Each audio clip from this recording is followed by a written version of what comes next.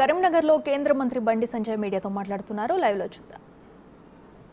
ఇవి ఎందుకు చెప్తున్నా అంటే కొట్లాడేవాడిని మీకోసం ఉండేటువంటి ఇటువంటి తపస్లాంటి సంస్థలను ప్రోత్సహించకుంటే అది నేనుంటే చాలు నేను ఎక్కువ కొట్టుకుంటే నాకేమవుతుందని మీరు అనుకుంటే ఏం కాదు.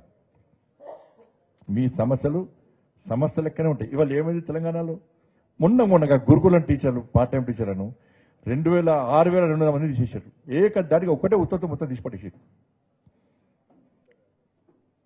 గురు బోర్డు ఒకరు ముందే 6,200 మంది ఒక్కటే ఆర్డర్తో తీసిపట్టేసారు.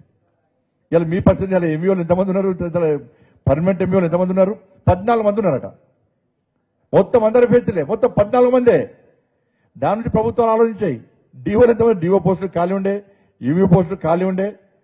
ఇప్పుడు లాస్ట్కు ఆ బీఈడి అర్హతలు ఉన్నటువంటి ఎగ్జిక్యూటివ్గా పనిచేస్తున్న ప్రమోషన్స్ లేవు. వాళ్ళ గురించి ప్రమోషన్స్ లేవు. నా దృష్టి తీసుకొచ్చని చెప్పిన పక్క గతంలో మొన్న హనుమంతరావు గారు వచ్చారు.